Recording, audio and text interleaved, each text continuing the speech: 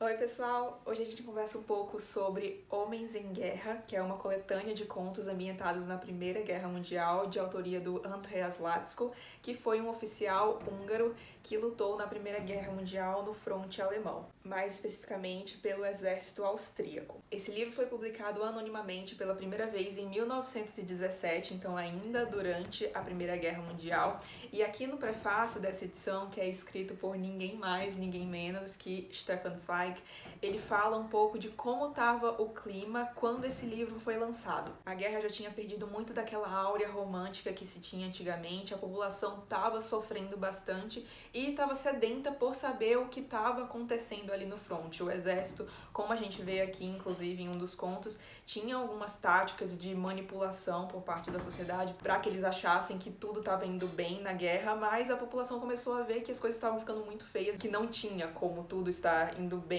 no front. Mas como todos os meios de comunicação eram fortemente censurados, muito pouco se sabia sobre o que realmente estava acontecendo no fronte de batalha. Só que aí começam a surgir boatos de que tem um livro que estava contando a verdade do que estava acontecendo ali no front, escrito inclusive por alguém que estava no fronte de batalha, e esse livro é justamente Homens em Guerra. E aí no prefácio, que aliás é muito emocionante, muito bonito, o Zweig comenta um pouco de como foi quando esse livro chegou às mãos dele, todo arregaçado, porque já tinha passado por outras mãos sedentas de pessoas que também queriam saber o que estava acontecendo. Ele também chegou com uma capa diferente para ver se passava pela mão dos censores. E o Zweig fala que, apesar da crueldade da verdade, foi um alívio finalmente saber o que estava acontecendo ali no fronte de batalha. Como eu mencionei, o Latzko lutou na Primeira Guerra Mundial, e aqui ele vai trazer 6 contos que narram histórias ou vividas por ele mesmo ou vividas por companheiros próximos que também lutaram na Primeira Guerra Mundial. E olha, eu já li muitos livros sobre guerra porque é um tema que me interessa bastante, mas poucos me tocaram tanto como esse aqui,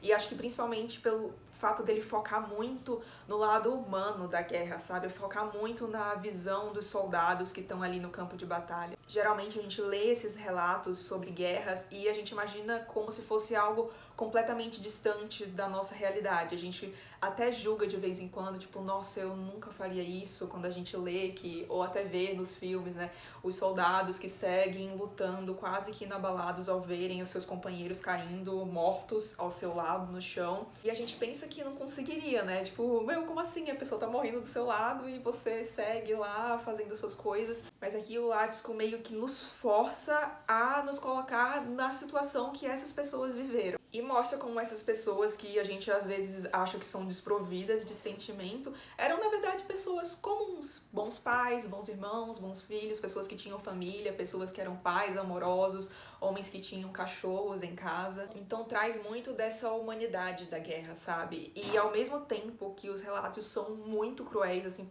por a gente ver o que estava acontecendo ali, ao mesmo tempo ele consegue fazer isso de uma forma muito bela, quase que poética. Então aqui a gente vai ter relatos de homens que ficaram em estado de choque permanente após a guerra. A gente tem também um conto que aborda uma tática de manipulação do exército perante a sociedade que ficou na cidade, né, que não foi pro fronte de batalha em si. Tem um conto aqui também que a gente vai acompanhar um soldado que vê outro homem gravemente ferido, mas não pode fazer absolutamente nada para salvá-lo. E eu acho que o que mais me pegou assim foi ver a crueldade do Estado em usar o ser humano como se fosse um mero recurso mecânico, sabe? Mandar esses homens totalmente despreparados, retirá-lo das suas famílias para uma guerra cuja derrota já era certa. Todos os contos me tocaram muito de alguma forma, mas os que mais me pegaram, assim, foi o segundo e o último conto. No segundo conto, a gente vai acompanhar um capitão que lidera um exército que foi convocado emergencialmente para a guerra, então eles não tiveram um treinamento muito adequado, e ele mostra ali como que foi retirar esses homens das suas famílias, e aí a gente vê todo o dilema que tava a todo momento na cabeça dele, porque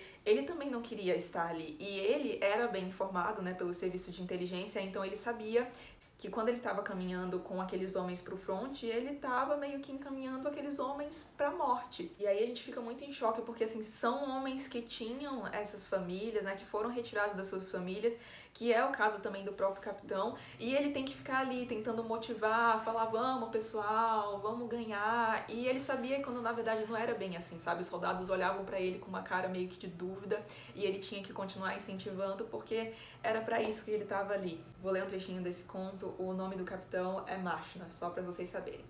Ao bondoso tio Marshna, como era chamado pelos conhecidos, não se pedia nem para matar um coelho criado em casa ou levar o cachorro querido ao seu algoz. E agora ele tinha de escaldar em água fervente as pessoas que ele mesmo formara como soldados, que observara durante meses, pessoas que conhecia como seus próprios bolsos. De que adiantavam todas as reflexões profundas? Ele enxergava apenas os suplicantes olhares amedrontados que seus homens lhe dirigiam, pedindo-lhe proteção, como se acreditassem que seu capitão fosse capaz também de lhes indicar o caminho de balas e granadas. E agora era preciso abusar dessa confiança? Era preciso guiar à morte sem nenhuma emoção esses jovens, os quais vira havia pouquíssimo tempo, se despedindo das mulheres chorosas, cercados dos filhos? Era preciso continuar marchando sem se incomodar quando um ou outro caía, alvejado, debatendo-se no próprio sangue? De onde ele deveria tirar a força para tal dureza? Esse foi um dos contos, sem dúvidas, assim, mais bonitos que eu já li na minha vida. Eu achei que ele abordou toda essa temática aqui de uma forma muito sensível. E no último conto a gente tem um soldado retornando para sua casa. E esse soldado, antes da guerra, era noivo de uma mulher muito bela, uma das meninas mais bonitas da sua cidade. Ele também era um moço muito bonito, muito benquisto pela sua cidade. Só que ele é convocado para a guerra e acaba sofrendo um grave ferimento na sua face. Então ele fica deformado para sempre, com as marcas desses ferimentos no rosto, e acaba tendo um grande choque ao ter a expectativa do retorno dele confrontada com a realidade, porque as pessoas ao vê-lo, né, ele esperava que seria um retorno glorioso, que todo mundo ia parabenizá-lo pela coragem dele, pelo serviço que ele prestou à sociedade, mas não é bem o que acontece. As pessoas, quando o veem, nem o reconhecem. O reencontro dele com a noiva também é bem chocante, bem triste. O final desse conto também, ai gente, vocês têm que ler isso aqui. E no fim do livro a gente tem também um texto de autoria do Romain Rolland. Eu espero que fale assim o nome dele, mas inclusive ele era muito amigo do próprio Zweig,